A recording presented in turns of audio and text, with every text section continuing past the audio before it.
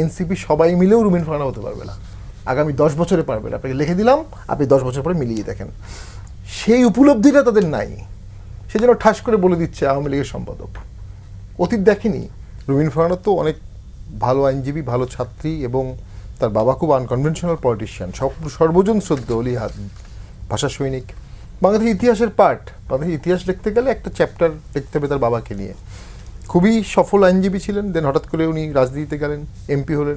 একা পার্লামেন্ট, উনি এবং হারুন ভাই দুজন মিলে পুরো পার্লামেন্ট একা অ্যান্টি আওয়ামী ফোর্সটাকে ওনারা বলেছেন চরম ভাষায়, এবং পার্লামেন্টের ভিতরে ওনাদের ফিজিক্যাল অ্যাসেট হওয়ার সম্ভাবনাও ছিল। এরকম একটা পরিবেশ তৈরি হয়ে গিয়েছিল। হাসনাত আবদুল্লাহ ভুলে গেছে, হাসনাত আবদুল্লাহ চাইলেও রুমিন ফারহানা হতে পারবে না। এবং খুব খোলামেলা বলি, অনেকে কষ্ট পাবে, এনসিপি সবাই মিলেও রুমিন ফারহানা হতে পারবে না, আগামী 10 বছরে পারবে না। আপনাকে লিখে দিলাম, আপনি 10 বছর পরে মিলিয়ে দেখেন। সেই উপলব্ধিটা তাদের নাই, সেজন্য ঠাস করে বলে দিচ্ছে আওয়ামী লীগের সম্পাদক। অতীত দেখেনি, অর্থাৎ গত আন্দোলনের পরে যে সুযোগটা পেয়েছে, এর বাইরে তার সামনে আর কোনো দৃষ্টি নাই, এর পিছনে তার কোনো দৃষ্টি নাই, এর অতীত তার নাই।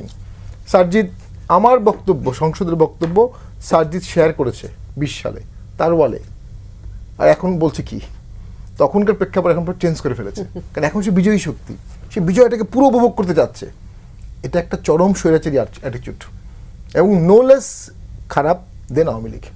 আওয়ামী লীগের আমলে যে আচরণটা ছিল, এটা সেম সাইকোলজিক্যাল, সেম অ্যাটিটিউড, এবং আরও খারাপ, কারণ তখন একটা স্ট্রাকচার ছিল, এখন তো স্ট্রাকচার নাই। এভাবে কি তাহলে আওয়ামী লীগকে বারবার জিতিয়ে দেওয়া হচ্ছে? এখন আসেন 71 মঞ্চ নিয়ে যেটা হয়েছিল, আমি ব্যক্তিগতভাবে মনে করি লতিফ সিদ্দিকীর ওই মিটিংয়ে ডাকা ঠিক হয়নি তাকে, এবং ওখানে ঘাতক দল নির্মূল কমিটির একজন ছিলেন, তাকেও এই পরিস্থিতিতে ডাকা ঠিক হয়নি। এই দুটো জিনিস বাদ দিলে 71 মঞ্চ প্রোগ্রাম করতে পারবে না। এটা কি স্বাধীন বাংলাদেশ, কি স্বাধীনতা নাম 71 দিয়ে প্রোগ্রাম করার অধিকার রাখে না কেউ? ওখানে প্রফেসর হাফিজুর রহমান কার্জন ছিলেন, উনি একটা বক্তব্য দিতেন, ওনার পক্ষে এক গ্রুপ বলছে সংবিধান বাদ করতে হবে, আপনি সেখানে তো মব পাঠাচ্ছেন না। আরেক গ্রুপ বলছে সংবিধান রাখতে হবে, 71 রাখতে হবে, সেখানে মব যাচ্ছে, পুলিশ যাচ্ছে, পুলিশ গিয়ে মবকে অ্যারেস্ট করছে না, পুলিশ গিয়ে আলোচকদের অ্যারেস্ট করে নিয়ে আসছে, এবং আলোচকদের কোনো মামলা ছিল না, ওদেরকে মামলা দিয়ে দিয়েছে। অর্থাৎ সরকার এই মবটাকে প্রমোট করছে। সরকারের ভিতরে রাসপুটিন আছে, সরকারের একটা ফ্রন্ট ফেস আছে লিবারেল, সরকারের একটা ইন্টারন্যাশনাল এক্সপোজার আছে, কিন্তু সরকার চালাচ্ছে অন্য কোনো রাসপুটিন। তারা এই মবটাকে সরকারি এজেন্ডা বাস্তবায়নে কাজ করছে। এর লায়াবিলিটি, আমি যতটুকু রাজনীতি বুঝি, এর লায়াবিলিটি সরকার এড়াতে পারবে না, কখনোই পারবে না, কোনো সরকার পারেনি। এখন আসেন আওয়ামী লীগের ফিরে আসা। আওয়ামী লীগ তো সরকার আসার পরে যদি 3 মাস পরে ভোট দিত, ওই ভোটেই আওয়ামী লীগ শেষ হয়ে যেত টোটালি, 6 মাস পরে দিলেও শেষ হয়ে যেত। যত দিন যাচ্ছে আওয়ামী লীগের ফিরে আসার সম্ভাবনা একটু একটু তৈরি হচ্ছে। কেন? কারণ বর্তমান সরকারটা আটারলি ফেল করছে দেশ চালাতে, utterly, totally failed, it's a failed state at the moment. আপনি কম্পেয়ার করতে পারেন 72, আপনি কম্পেয়ার করতে পারেন 14, 15, 16, বাট আমার উপলব্ধির সরকার ব্যর্থ হয়ে গেছে, এবং রাষ্ট্র ব্যর্থ হবে কিনা সেটা আমাদের সবাইকে চিন্তা করতে হবে। সরকার ব্যর্থ হলে কিছু যায় আসে না, তো রাষ্ট্র ব্যর্থ হলে তখন আমরা 4 জনই ক্ষতিগ্রস্ত হয়ে যাব। রাষ্ট্র তার সংস্কার করবে সীমাবদ্ধতার মধ্যে, হুইমজিক্যাল না, চাপিয়ে দেওয়া না, এবং সকলকে সাথে নিয়ে। যে প্রসেসগুলো করা হয়েছে সেখানে বিপুল পার্সেন্টেজ লোক বাদ দিয়ে দেওয়া হয়েছে।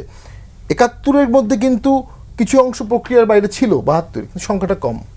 90-এর পরেও কিছু অংশ বাইরে ছিল প্রক্রিয়ার, সংখ্যাটা কম। এই প্রথম একটা টোটাল র্যাডিক্যাল চেঞ্জ করা হচ্ছে, সেইখানে বিপুল সংখ্যক লোককে বাইরে রেখে। তো এটা টেকসই হবে না, এটা আপনাকে বলে দিলাম, এটা টেকসই হবে না, এটা গ্রহণযোগ্য হবে না। মাও সেতুংও এই চেষ্টা করেছিল, তার গ্রেট লিপ ফরওয়ার্ড দিয়ে মুহূর্তের মধ্যে দেশ চেঞ্জ করে দেবে। তখন ড্যান জিওপিং বলছে আপনার এনথিসিস ভুল, আপনার ঠিক হবে না। মাও সেতুং ড্যান জিওপিংকে ঘোড়ায় করে তার গ্রামে পাঠিয়ে দিয়েছে। কিছুদিন পরে দেখা গেল ড্যান জিওপিং ওয়াজ রাইট, মাও সেতুংয়ের মূর্তি ভেঙে ফেলা হলো, ড্যান জিওপিংকে আবার গ্রাম থেকে নিয়ে আসা হলো। সম্মান শুধু এটা আছে যে কমিউনিস্ট পার্টির চেয়ারম্যান সারা জীবন, যতদিন কমিউনিস্ট পার্টি থাকবে চেয়ারম্যান হবে মাও সেতুং, বাকি সবাই হচ্ছে এখন সেক্রেটারি জেনারেল। নির্বাচন করা বিশাল কঠিন যজ্ঞ, এই সরকার মব ঠেকাতে পারছে না। তো নির্বাচনেও তো দেখা যাবে এমন যে আমি ভোট করতে যাব, আমাকে মব ঠেকাবে, পুলিশ এসে আমাকে অ্যারেস্ট করে নিয়ে যাবে। যে সরকার মব ঠেকাতে পারে না সেই সরকার ভোট করতে পারবে না।